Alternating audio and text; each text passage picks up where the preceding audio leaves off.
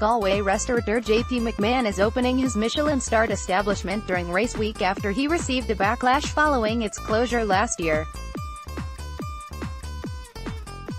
Aniar, which is located on Dominick Street in the city and boasts fine dining cuisine in Galway's West End, is open from Tuesday to Saturday. 2 years ago, Mr McMahon promised that he would close the award-winning restaurant during the Galway Festival in 2017, describing race week as "rag week for adults, with high levels of drunken behavior." But the Dublin native received a backlash from certain sectors of the Galway public and has decided to reopen his doors this week and evaluate the situation.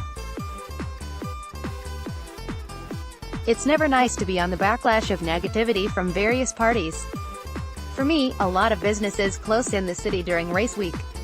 All sort of trades close down. It's just unfortunate not too many restaurants do, so we were at the forefront for negative criticism, said McMahon, who also owns Cava Bodega and Tartar Cafe and Wine Bar in Galway. "We open this year, I will see how it goes. It is not the busiest week of the year in terms of Aniar because it's more of a fine dining restaurant. But I will see how it goes. I just didn't want more negativity."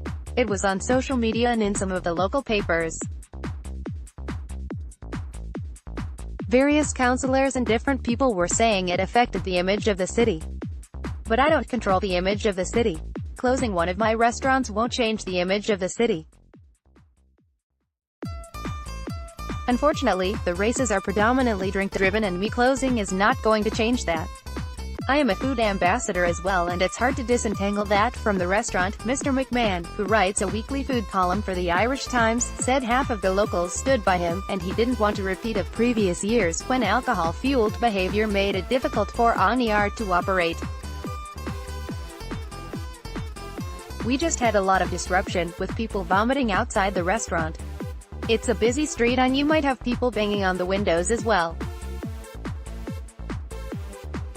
Some people weren't turning up. Everyone in town has these problems," he added. Traditionally, July is the busiest month of the year for Aniar thanks to the Galway Arts Festival, but the mood in city changes when the racing festival begins. "I'll see what happens," Mr McMahon said. "The bookings are average at the moment. A lot of local people, if you ask them, they will actually leave town for the weekend. They will take their holidays during race week. A lot of the tradesmen close for the week as well. I will see how it goes and it's a tough one to call. No doubt it adds so much to the city in terms of the economy. But it's just a decision that each individual business needs to make." The festival got underway on Monday evening with Ruby Walsh taking center stage by winning the opener on his return to Ballybrit. Easy game gave him his first win since he aggravated a broken leg injury at the Cheltenham Festival in early March.